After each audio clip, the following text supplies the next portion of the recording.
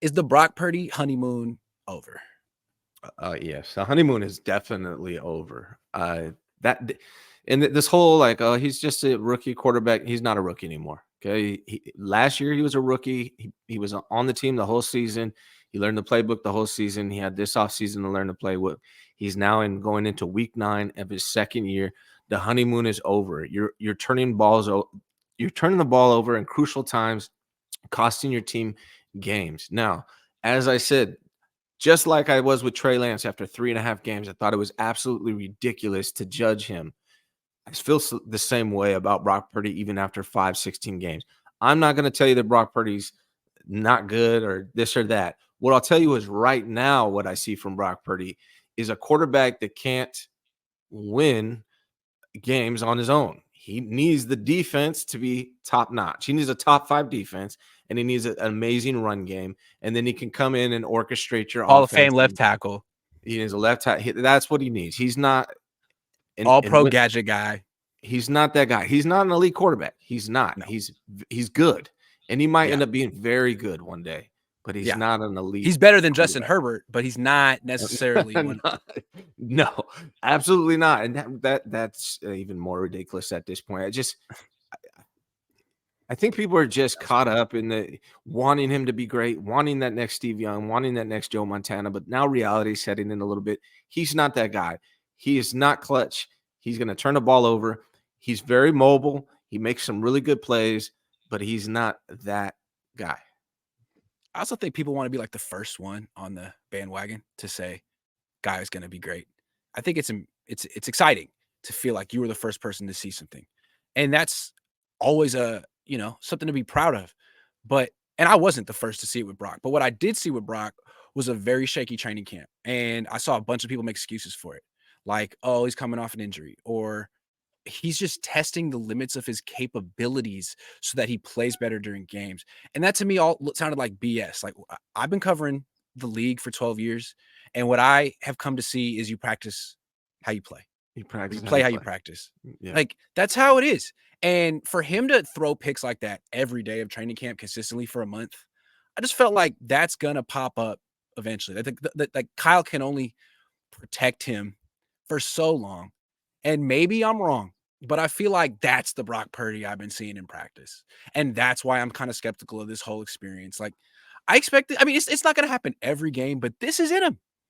Every time he plays, this is in him. He could be the guy that turns it over 2, 3, 4 times that day. And he's just not good enough to come with that kind of risk.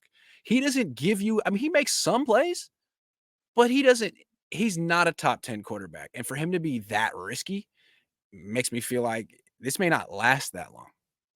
His greatest asset has been his decision making. And if you take that out of the picture, he's not a very good quarterback. He has to be an elite decision maker in order to be a good quarterback in this league because he doesn't have the physical assets from a passing standpoint to be an elite quarterback. It's the decision making and the anticipation, which was his strength. Now, if you take that away, which is what's happened in the end of these last 2 games and the entire Cleveland game, then he's not a very good quarterback. Now, I think Brock Purdy is a good quarterback, and I think he can improve, and I'm not ready to write him off, and we'll see what happens the rest of the season. But if he becomes a bad decision maker, then you just have a more mobile Jimmy at that point. Yeah. I mean, I feel like the maybe I'm wrong here. We could ask JT O'Sullivan, but I feel like the anticipation helps him more against zone coverage. Because if you know what the coverage is and you know what your pattern is, you should be able to anticipate where the opening is as long as the receiver doesn't fall down. And he's good at that. I feel like he completes more than 70% of his throws against zone. But against man, it's less about anticipation and more about ball placement. Yeah. Like putting it where only the receiver can catch it, down and where you know what I mean? Wherever away from the cornerback's leverage. That's harder. Those are tight window throws, and I don't think Brock Purdy makes them. And I think what we're seeing is the last few games, teams playing more man-to-man coverage against him and him throwing picks. The best thing he does against man-to-man coverage is scramble. He's a hell of a scrambler. Yes. I was impressed with that yesterday. He needs to do more of that. Get out of the pocket. His best plays are when he gets out of the pocket and he's rolling to his right, he throws back to his left. Like, that's all good stuff. But when he's in the pocket, man, he's not a very precise thrower with his ball placement, and he's turnover waiting to happen in the pocket. I don't have Yeah. confidence in him there. Yeah, man, and the honeymoon is definitely over. That's the thing. I don't think they're gonna move on from Brock Purdy after 3 bad games, but if he comes out against the Jaguars and plays the same way he's been playing these last couple games, I think he's done. I think that Jaguar game is it for him. If he comes out and doesn't go back to his old form, or if he plays like he has been these last 2 games, I think he's done. I think it's the Sam Darnold show after that, which would be a disaster because I don't believe in They Sam should have Darnold. benched him. They should have benched him for the Bengals game because what you could have done was say he's hurt. He had a concussion 6 days ago. Sure, he passed the concussion protocol, but you know what?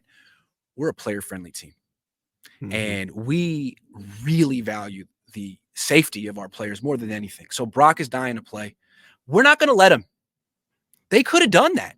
They coulda. They could have did that. Well, done it, did it. They didn't, and they rushed him back. It was a desperate move. He lost anyway, and you saw it looked like he took a much more vicious hit to the head in this game at the end. He got whipped back. He immediately grabbed his head. I don't know if we'll find out about it. They have 2 weeks for him to get over it, but that was really scary. That really reminded me of Tua last year. Tua's was worse, but similar situation, man. 2 concussions potentially in a When week. I saw that live, I thought he was just like, "Ah, crap, I threw another interception." That's what I thought he was doing. When I watched the replay of it, it does concern me a little bit. Uh, I'm not sure what's gonna happen on maybe we'll find out something like that. Does Kyle Shanahan talk today or no? 3 o'clock. Another 3 o'clock. thing, like, have you ever had a concussion? I've had several, but when I was growing up, it was called a "Get Your Bell Rung," Yeah. and they didn't do anything about it. Yeah. I got a concussion like 5 years ago playing indoor soccer. Just got blasted, you know. I feel like afterward you kinda talk quietly. Like, just noises are a lot and you kinda whisper, and I felt like I'm not a doctor. I've had 1 concussion, but I feel like if you go back and listen to Brock Purdy's postgame press conference, he's kinda lip whispering, talking real quiet. Maybe it's because he lost, but I don't know, man. It seemed like that was scary. That was So scary. after I saw that replay of that when he fell back and hit his head on the ground, I went back and watched his press conference. And again, I'm not a doctor, so maybe I'm just being an idiot right now. But I'll be honest, like he was stuttering words and mumbling words, like muffling words, like messing his words up. I noticed that. I'm hoping that's not the case. I'm hoping he was just doing this because he was mad at himself for throwing another interception. But his health has got to be super important. But he was not as clear and pronounced in that press conference as he has been in the previous ones. This is terrible, man. What if they have to go to Sam Darnold now? I mean, well, I guess we'll find out more at 3 o'clock, but it was an opportunity to see what you have in Sam Darnold, and you can go right back to Brock Purdy after the bye week. Yeah. You could say he's not benched, he's hurt. Now, what are you gonna do? I don't know. Well, I mean, I guess they could still do the same thing, right? And say, yeah. I don't know, man. It's rough, man. And I honestly, I don't really. I mean, I'm curious to see what Sam Darnold looks like, but I kind of think I know, right? Like, I think we know, and that was kind of been my But I argument mean, the about thing Sam here, Darnold though, the I whole feel like time. what Kyle's thinking is like, man, like, I don't care what you do, like the good plays you make, Brock. I don't. Like, don't turn the ball over. Yeah. I think that's where Kyle's at, you know? That's the way I look at it. And once Brock starts doing the thing he does in practice, I could Yes. see a coach being like, okay, all right, the jig is up. Let's bring in someone else to see if he can protect the football for a half a season before And he there's gets a figured out. and there's a step before that too, Grant, which I think we're gonna see now, probably no matter what. Kyle's not going to trust Brock Purdy regardless of whether he starts. I know his trust level for Brock Purdy has come down. So what does that look like now? How does that translate on the field? We've seen what happened to Jimmy Garoppolo when Kyle lost trust for him. And if we're getting a Kyle and Brock Purdy relationship where the trust is no longer there, that's not good either. So it would almost I'd almost rather see Sam Darnold, even though I don't think Brock Purdy's a bad quarterback.